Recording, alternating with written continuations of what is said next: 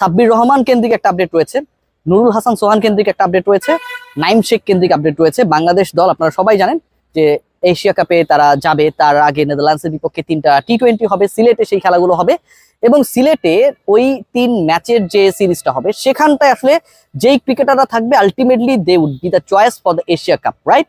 এবং সেই ডিসিশনটা যখন মেক করা হচ্ছে তখন মোটামুটি আমরা জানতে পেরেছি there is no possibility of Nurul Hasan Sohan to be the part of the series. নেদারল্যান্ডসের বিপক্ষে যে সিরিজটা বাংলাদেশ খেলবে 3 ম্যাচের, সেখানটায় নুরুল হাসান সোহানকে সুযোগ দিতে রাজি নন নির্বাচকরা। আমার কাছে যে খবরটা রয়েছে, সাব্বিরের ব্যাপারে যে আপডেটটা রয়েছে, ট্যাগলাইনে আপনারা দেখছেন যে সাব্বির আর ন্যাশনাল ক্রিকেট বা সাব্বিরের ক্রিকেট থেকে অবসরের যে সিদ্ধান্ত, এরকম একটা ট্যাগলাইন আপনারা দেখছেন। এটার আসলে সারমর্মটা কি, ভেতরের খবরটা কি, কি কারণে সাব্বির আর কখনো ক্রিকেট খেলবেন না, কেন আমি এই কথাটা বলছি। এবং থার্ড পয়েন্ট যেটা, নাইম শেখ, তার অধ্যায়টা মোটামুটি শেষ। আপাতত নাইম শেখকে আপকামিং সিরিজ এবং একই সাথে এশিয়া কাপ স্কোয়াডে বিবেচনা করা হবে না বলে জানা গেছে।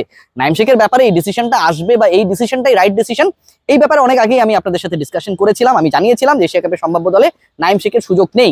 কিন্তু নুরুল হাসান সোহান, মাহিদুল ইসলাম অঙ্কন, এই ক্রিকেটারদেরকে আপনি কেন সুযোগ দেবেন না যখন আপনার মিডল অর্ডার ফোকলা, যখন আপনার মিডলে কিছু ব্যাটার দরকার যাদের স্ট্রাইক রেট বেটার, যখন আপনার এমন কিছু ক্রিকেটার দরকার যে নাইম শেখকে আপনি অফ করে দেবেন, কিন্তু নাইমের সমান সংখ্যক 15-20 বল খেলার সুযোগ যদি পায় কোনো ক্রিকেটার, সে অন্তত বেটার স্ট্রাইক রেটে ব্যাট করতে পারবে, সেই ক্রিকেটারদের আপনি কেন নেবেন না? এই প্রশ্নের উত্তর আমরা এখন পর্যন্ত পাই না। সোহানের ব্যাপারে কি হলো, বাংলাদেশ ক্রিকেট বোর্ডের ব্যাখ্যাটা কি, কেন তারা রাখতে চায় না, টিম ম্যানেজমেন্টের সমস্যা কোথায়, ক্যাপ্টেন কি ভাবছে? তার আগে একটু আমি সাব্বিরের কথা বলতে চাই। প্রশ্ন নাম্বার 1, একজন ক্রিকেটার 9টা ইনিংস খেলেছেন এবং এই 9 ইনিংসের মধ্যে সেই ক্রিকেটার 3টায় অপরাজিত ছিলেন। আপনি আপনার দৃষ্টিকোণ থেকে বা যে কেউ যদি কোনো বিশ্লেষণ করে, বড় বিশ্লেষক, তাকে কি আপনি খারাপ ক্রিকেটার বলতে পারেন? সে 9 ইনিংসে 3টায় অপরাজিত ছিলেন, আনবিটেন ছিলেন, তার মানে তার বড় স্কোর করার অনেক ক্ষেত্রে সুযোগ ছিল, অনেক ক্ষেত্রে সুযোগ ছিল না, ওভার শেষ হয়ে গেছে সবশেষ বিপিএলে। একজন ক্রিকেটার ছক্কা মেরেছেন 18টা। আমি যদি ধরেও নিই যে তিনি, সাব্বির রহমান, একটা ম্যাচে বিপিএলে ভালো করেছে, তারই নিয়ে আমরা কেন নাচানাচি করতেছি, রাইট? এক ম্যাচে কি 18টা ছক্কা মারছে? এক ম্যাচে যদি একজন ক্রিকেটার 18টা ছক্কা মারে, তাহলে তো এক ম্যাচে তার 148 রান করার কথা, রাইট? সো যেহেতু 18টা ছক্কা 108 রান, সরি 18টা ছক্কা এক ম্যাচে মারেন নাই, তার মানে তিনি যে ওই 9টা ইনিংস খেলেছিলেন, যার 6টা আউট হয়েছিলেন, 3টায় নট আউট ছিলেন, এই ইনিংস গুলো মিলিয়ে তিনি 18টা ছক্কা মেরেছিলেন। সাব্বির রহমান রুম্মানের কথা বলছি। যেই ছেলেকে 18টা ছক্কা কোন একটা টুর্নামেন্টে মারে, তাকে আপনি টি20-র কোনো ফরম্যাটে, ন্যাশনাল টিম বাদ দেন, জাতীয় পর্যায়ের অথবা আন্তর্জাতিক পর্যায়ে যে আপনি দলগুলো পাঠান, কোনো সেটআপে বিবেচনা করবেন না। এটা কি হতে পারে? এটা হয়েছে। আমরা অনেকেই বলি না যে সূর্য অনেক সুন্দর, কেউ যদি কাউকে জিজ্ঞেস করে যে সূর্য কত সুন্দর, তুমি দেখেছো? উত্তর দেয় যে না, আমি আসলে তাকিয়ে দেখতে পারিনি। কেন দেখতে পারিনি জানেন? কারণ তার আলোটা এত বেশি যে চোখ ঝলসে যায়। সাব্বিরের পারফরমেন্সটা লাস্ট বিপিএল ছিল সূর্যের মতো, এবং আমাদের সিলেক্টররা আই থিঙ্ক ওই ছোট্ট বাবুটার মতো সেই পারফরমেন্সটা দেখে নাই, যদি তাদের চোখ ঝলসে যায়। সূর্যের দিকে তাকানোটা যেমন অসম্ভব হয়ে পড়ে, অনেকটা সেরকম ডিফিকাল্টিসের মধ্যে আমাদের ন্যাশনাল সিলেক্টররা হয়তো ছিলেন। একজন ক্রিকেটারকে আপনি কোনো ধরনের কোনো সেটআপের মধ্যে রাখবেন না despite having 160 strike rate, despite hitting at least 18 sixes, despite maintaining a better strike rate with not out innings, আপনি কোথাও রাখবেন না, এটা কখনো লজিক্যাল হতে পারে না। সো সাব্বির যেহেতু কোথাও নেই, ভালো পারফরমেন্স কোথায় করেছে? বিপিএলে করেছে। টি20 টুর্নামেন্ট হয়েছে নাকি যে ভালো পারফরমেন্স দেখিয়ে তাকে দলে আপনি নেবেন বা নেবেন না? এই প্রশ্ন যারা করে, কোথায় সাব্বির ভালো খেললো? ভাই বিপিএলে পরে টি20 কোন টুর্নামেন্ট হয়েছে? হয় নাই তো, তাকে তো কোথাও রাখাই হয় নাই। তারা আসলে ক্রিকেটের খবরটা রাখেন না, একদমই রাখেন না। তো সাব্বির খেলা থেকে অবাঞ্ছিত হয়ে যাক, খেলার দরকার নাই। এবং যতদিন অন্তত এই সিলেকশন প্যানেল থাকবে, তার আসলে খেলাটা আমি মনে করি যে তার একটা মৌখিক অথবা মানসিক অবসরে চলে যাওয়া ভালো। সাব্বিরের অবসরটাই ভালো। আমরা সাব্বিরকে নিয়ে কেউ ডিসকাশন করবো না। যারা পছন্দ করেন না তাদের শোনা লাগলো না, আর যারা কাউন্টার রিপোর্ট বানান তাদেরও শোনা লাগলো না। নুরুল হাসান সোহানের ক্ষেত্রে কি ঘটনাটা করেছে দেখেন, কি ভয়াবহ। সাব্বিরের ক্ষেত্রে আপনি বলছেন যে সাব্বির তো আসলে ওই একটা টুর্নামেন্টে কিছু ভালো খেলেছে, অথচ তারপরে কোনো আপনার ন্যাশনাল টি20 টুর্নামেন্ট হয় নাই, কোনো টি20 চ্যালেঞ্জে তাকে আপনারা দেশের হয়ে, এ টিমের হয়ে কোথাও খেলার নাই, এইচপির হয়ে কোথাও খেলার নাই। সো আপনি যে লজিকটা দিচ্ছেন, এই লজিকটাই তো আসলে কোনো লজিক্যাল হয় না। নুরুল হাসান সোহানের ক্ষেত্রে তাহলে কেন এই লজিকটা আপনি অ্যাপ্লাই করছেন না?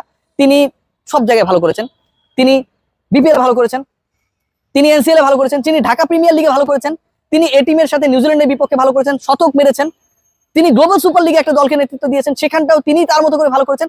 সব জায়গায় ভালো করা একজন ক্রিকেটার, বাংলাদেশের no doubt best wicketkeeper, তাকে আপনি সুযোগ দেবেন না? তিনি এই সুযোগটা ডিজার্ভ করে না?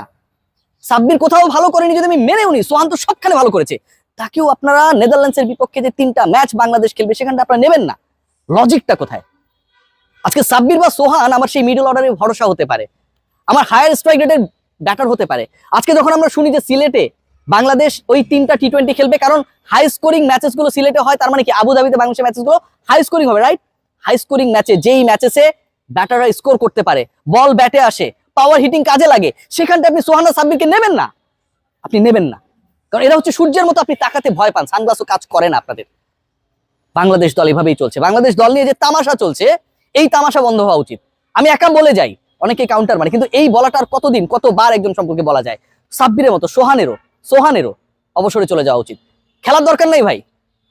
অথবা আপনারা বলে দিন যে ন্যাশনাল টিম আমি খেলতে চাই না, অন্য সব জায়গায় খেলবো। এই যে আলোচনাগুলো হয়, এই আলোচনা এদেরকে নিয়ে যারা সমালোচনা করে, তারা কি জানে যে এরা কি করেছে?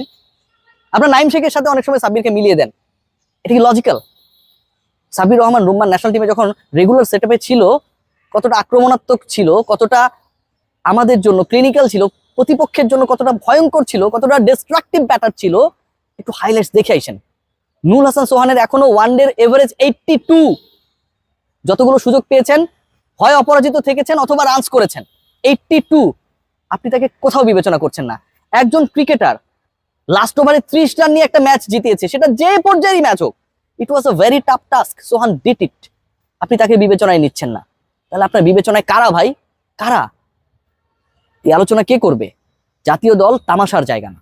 জাতীয় দলে যা হচ্ছে, জাতীয় দলের সিলেকশন নিয়ে যা হচ্ছে, এবং এটাকে পরবর্তী সময় আপনারা যেভাবে লাবরেট করার চেষ্টা করছেন যে হোয়ার সাব্বির ডিড ওয়েল, এই প্রশ্নটা যারা করেন তারা কেন এটা বলেন না Sohan did well in every format? ওই আলোচনাটা আপনারা কেন করেন না? তাহলে তারে কেন রাখা হয় না? সাব্বিরকে যদি মাত্র একটা বিপিএল নিয়ে বিবেচনায় না আনেন, সোহানকে বিপিএল, ডিপিএল, এনসিএল টি20, গ্লোবাল সুপার লিগ সবকিছু বিবেচনায় তো আপনার বিবেচনা করা উচিত। হিপোক্রেসির মধ্যে বাংলাদেশের টিম সিলেকশন চলে। সাব্বির সোহানদের সত্যি সত্যি অবসরে চলে যাওয়া উচিত, এবং এটাই আমার কাছে মনে হয় right now is the best solution. সবাই ভালো থাকবে।